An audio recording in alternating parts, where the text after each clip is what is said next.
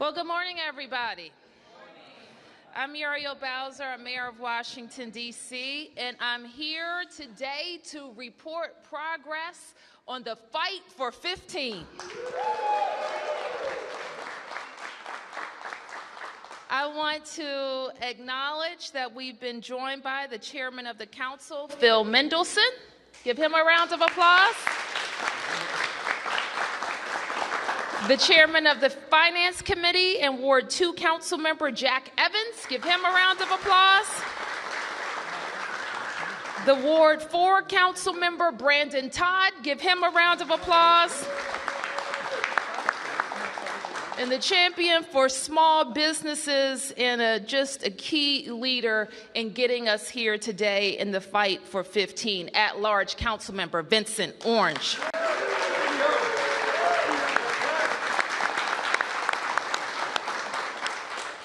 I want to also acknowledge the Working Families Party and all of the advocates and our friends in labor who are so key to raising the wage in Washington, D.C. and getting us here today. Let's thank the Working Families Party.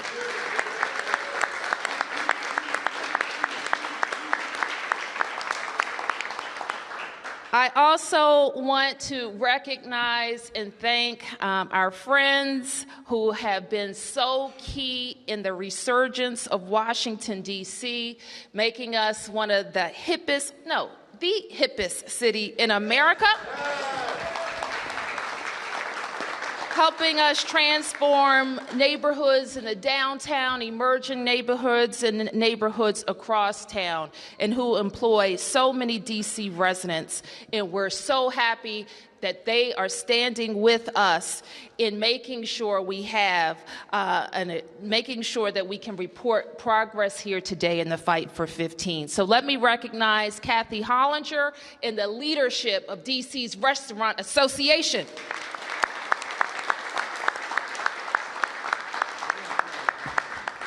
So today we're taking a big step forward in the fight for 15.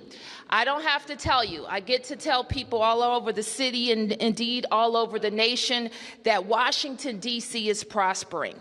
Our economy is strong and indeed the envy of many cities around the world. Unemployment since last January 2015 is down in Washington, D.C. by 1 full %.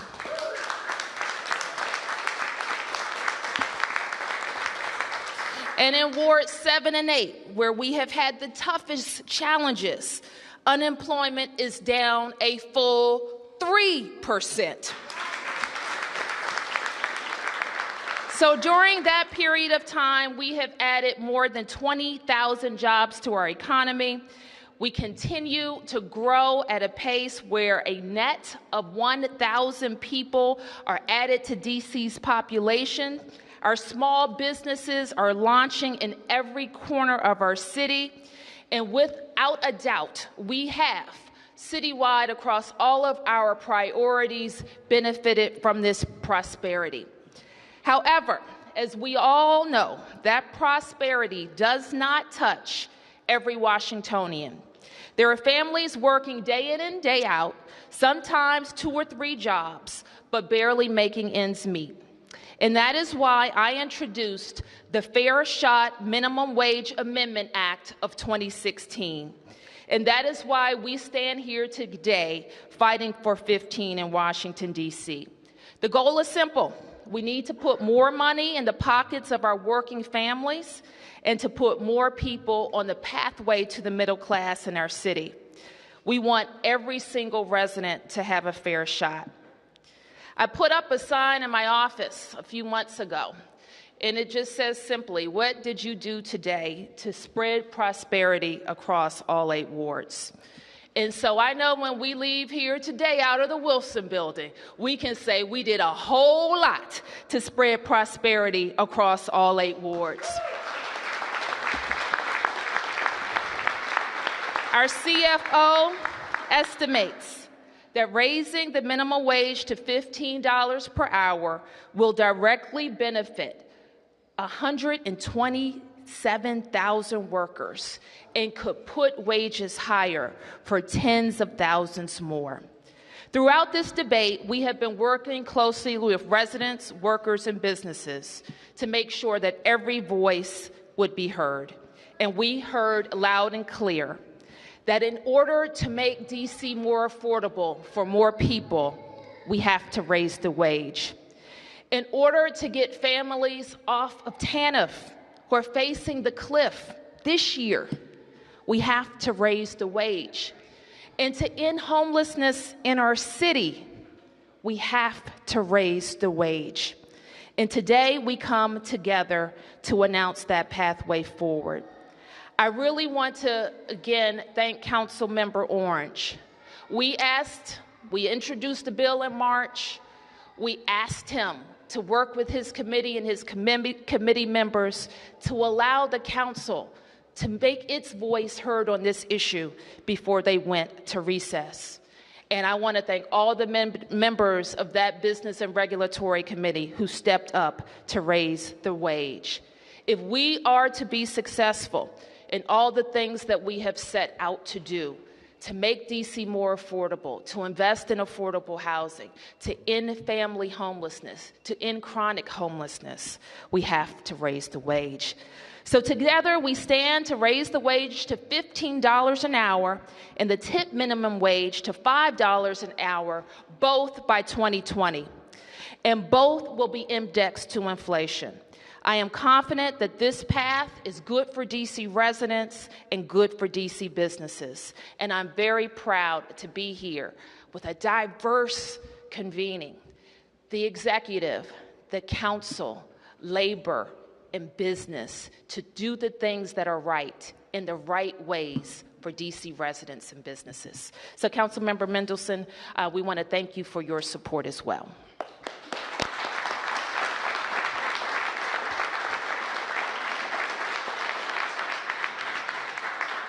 Thank you, Mayor Bowser. I'm going to be a bit briefer. I'm not going to talk about the why it's important to raise the minimum wage. I think the mayor spoke to that.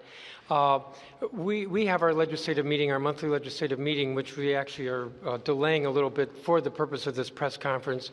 And a purpose of this press conference is not to just talk about the importance of having a minimum wage, a decent wage for employees in the district, but to announce that we have an agreement among different parties with regard to the legislation that the council is about to vote on.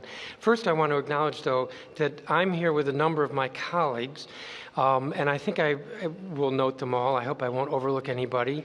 Brianne Nadeau, Jack Evans, Brandon Todd, Kenyon McDuffie, Charles Allen, Yvette Alexander, at-large council members Anita Bonds, Vincent Orange, who will speak for a moment, and Alyssa Silverman. And the fact that we're all here speaks to the importance that we give to this issue.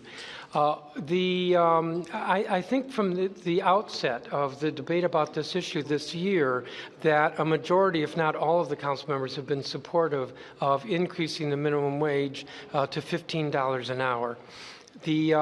Where there's been some debate has been over the tip wage, and there are others who probably can explain this better and more succinctly than I, but the tip wage is a lesser amount, but it doesn't mean that those who rely on tips actually get paid less. They have a paycheck that's the tip wage, and then that's supplemented by the tips they receive. If the tips don't add up to what the minimum wage is, which is $15 or will be $15, then the employer is required to pay that difference. So tip workers get the minimum wage, whatever it is, but it consists of the tip wage plus the tips. And for many restaurant workers, if not most, the combination of the two substantially exceeds the minimum wage. So there's been debate within the council over the tip wage. And we're here today to say that there is an understanding among council members, and we will be voting on an amendment with today's legislation that will establish the tip wage at $5 an hour in 2020, indexed to inflation. And it will gradually get to the $5.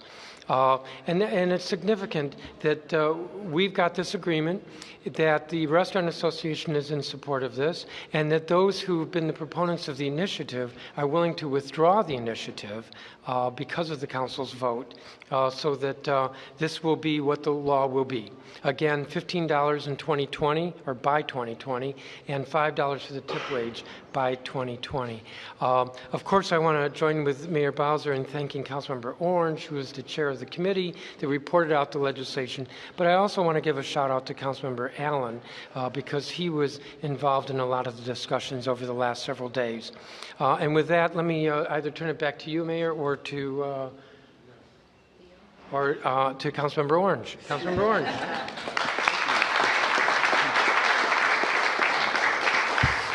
Well, isn't this a great day in the nation's capital? Amen. Hey, the fight for 15, it lives, it breathes, and it will be approved today, and that's a great thing. So I think we all should give everyone a round of applause.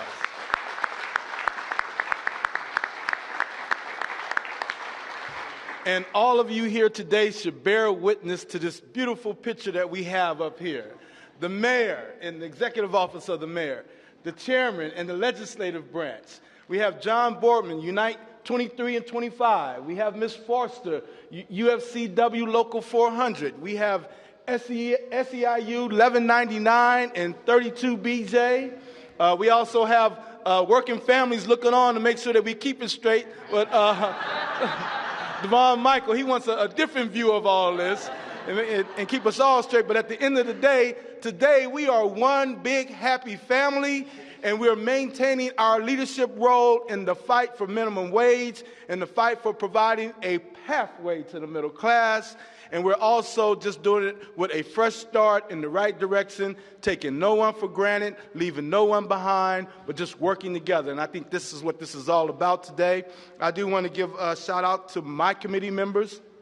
The Committee on Business, Consumer, and Regulatory Affairs, all 5 of us, we worked extremely hard to get us to this point.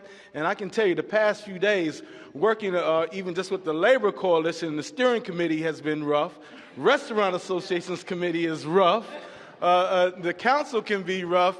But I also just want to say and thank the mayor once again for providing the environment last week, the apparatus to bring us all together to start this process. And we kept it going until finally we were able to reach a good agreement. And a good agreement, what I learned in law school, is when both parties don't get exactly what they want, but we do get something that we can live with. And at the end of the day, it's the greatest good for the greatest number. 127,000 folks, Madam Mayor, will benefit. And so I'm happy to be a part of this, and I'm happy to be a part of this great picture here today, bringing more sunshine to the nation's capital. Thank you all so much, and I look forward to us voting for this afternoon.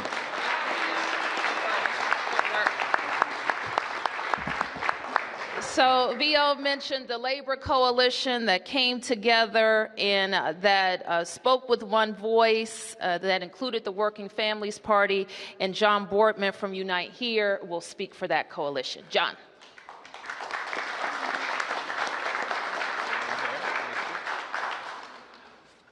Good morning. Thank you, Madam Mayor. Something must be going right, because as I was walking down here, there are no clouds in the sky, no rain, and we have sun. So something is going on. I want to start out by thanking the mayor for getting the legislative ball rolling by introducing Fair Shot. And I also want to thank Phil Mendelson and the rest of the council for working very hard to get us here today. But I especially want to acknowledge the hard work of Councilmember Vincent Orange, whose tireless work on this issue and other issues really has showed leadership on issues that are important to working families, and we should recognize that. This bill represents an opportunity to bring prosperity to the workers of District of Columbia and to those who work hard to produce that prosperity. The bill will better the standard of living of tens of thousands of district workers. It will measurably improve the lives of those families. With the passage of this bill, the district moves its workers to join with workers elsewhere around the country in planting a flag for 15 for fairness, for economic self-sufficiency. And that's a good thing. It's a good thing for those families, and it's a good thing for the District of Columbia. We look forward to the Council moving this swiftly and to reconvening here in a couple of weeks with the bill signing, and we hope you'll all join us then. Thank you all very much.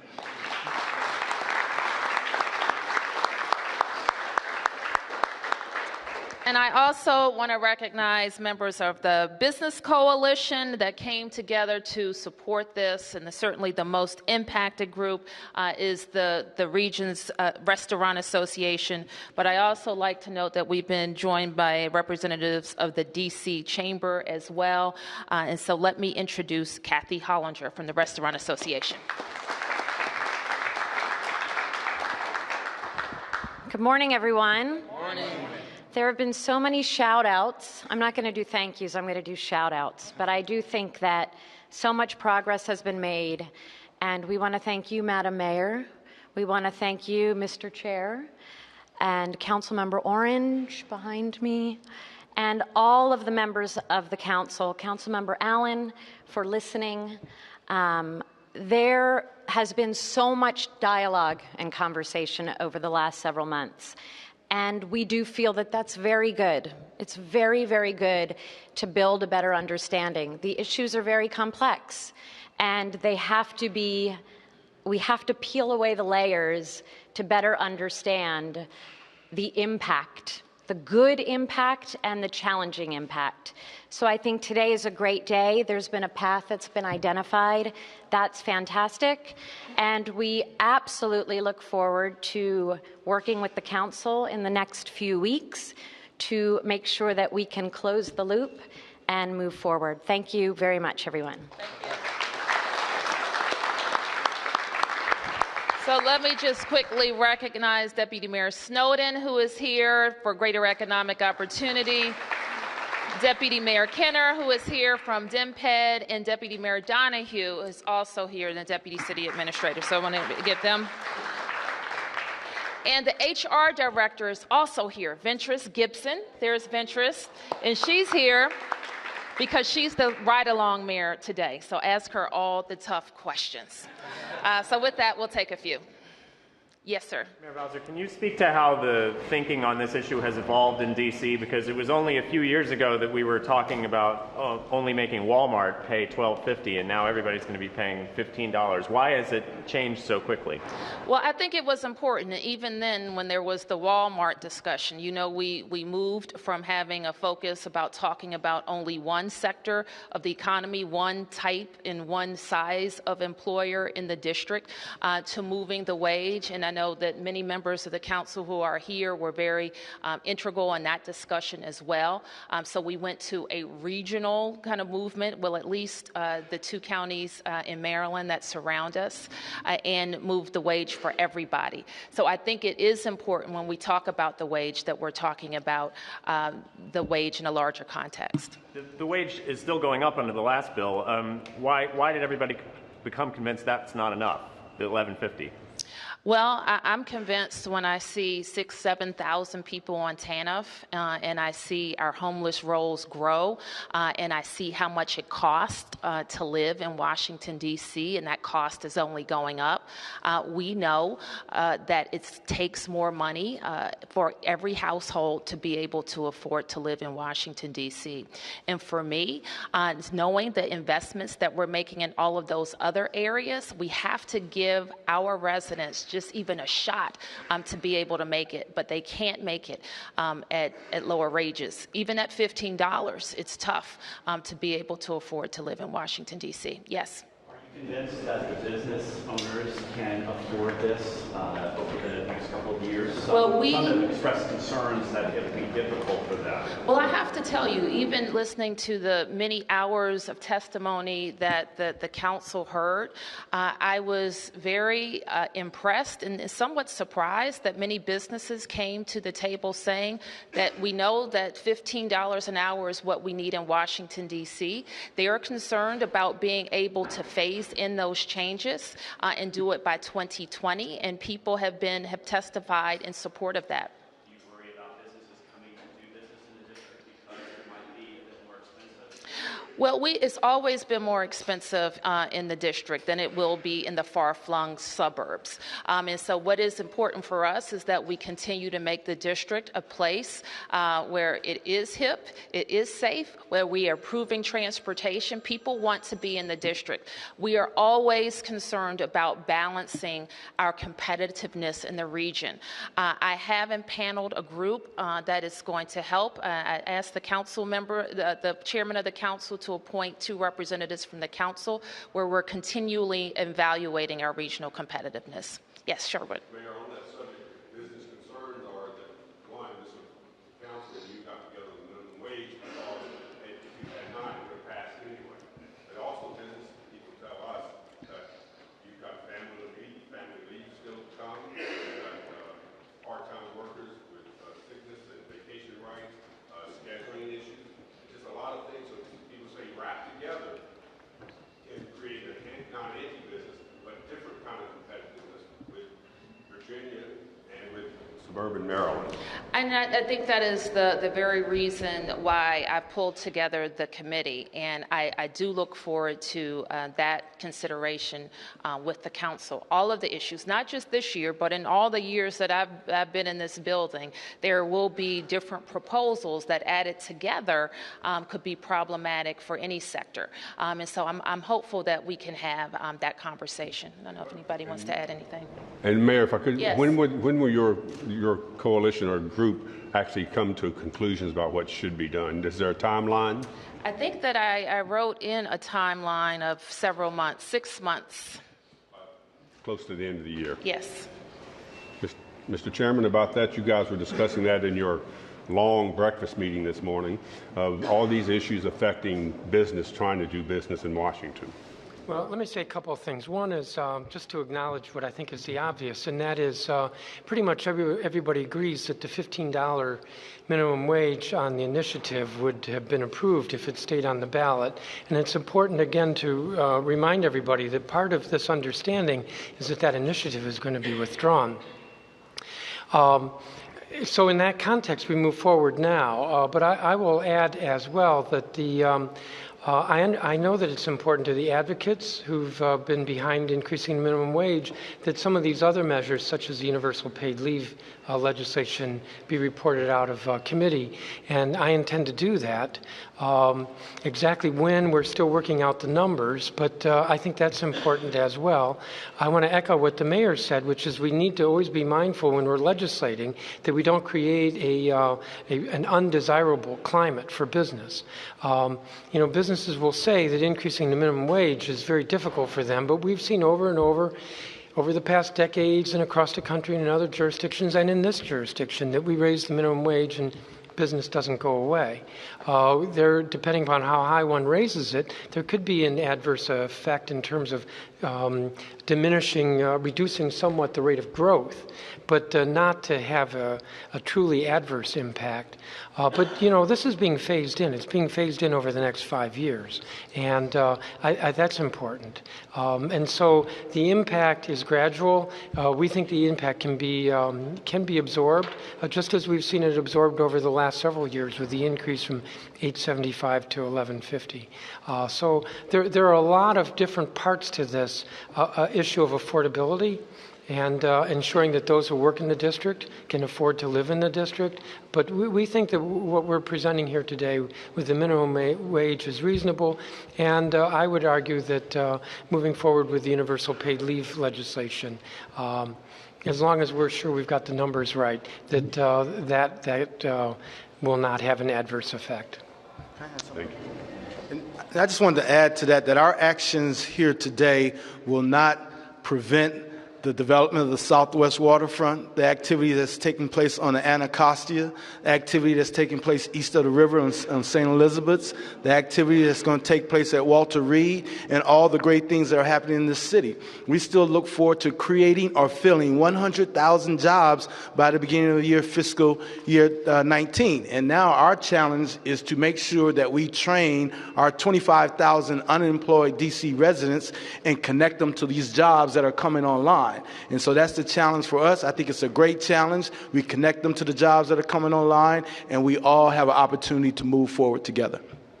Mayor, I have a question. How much is it really going to help people on TANF if you have an increase in the minimum wage? And how much is it going to help the people of Maryland? The Maryland workers that work here, or wherever they're from, they'll get an increase as well. We know that we're probably, who wants to give me the Maryland employment number? It's significant. It's a lot of people that live in Maryland that work in the district. And if a person who is on TANF who is going to zero can go into a job making $15 an hour, that's going to significantly help them. Any difference of them making $11.50 an hour? What I'm saying. Yeah, it's $3.50. It's $3.50. That's the difference. What I'm saying though, is there, to what degree? I think you just said. I do get the point, and many of us we don't know what it's like to live on $11.50, and so that's why a question like that seems reasonable. But when you're living off of $11.50, or when you're living off of nothing, and you're trying to make the decision to go back to work, just as I just heard the chairman say, the numbers have to work. And we have to make sure that we're giving people good paying jobs so the numbers can work, and getting into productive work is a way forward for them. Yes, Martin. Just to be the cynic here, would any of this have happened had the ballot initiative not been proposed and potentially seemed to have been gaining steam and could have made it to the ballot? I think that the ballot initiative really propelled everybody to act urgently, and we want to thank people for making us all think clearly about what it means to not have good paying jobs in the district and be able to afford to live here. Just quickly for the chairman, where does the paid family leave bill stand? Because that was introduced in October, and it's still, and there was a hearing, there was changes made to the bill, but it's not come to the council since then. We've had 3 hearings on the bill. We have had a number of discussions with financial experts.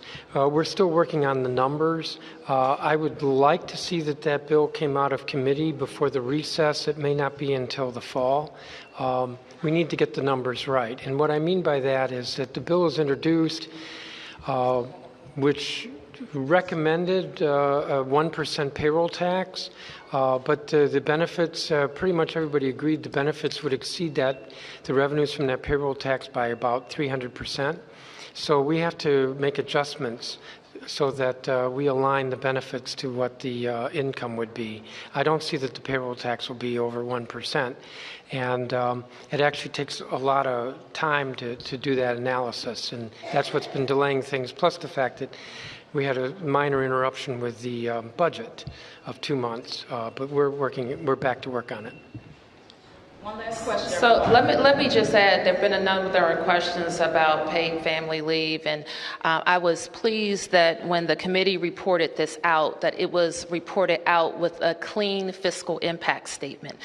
So once the council votes on this is ready to become law. It's not going to require an additional tax or cost on employers. They're going to absorb the cost of moving forward.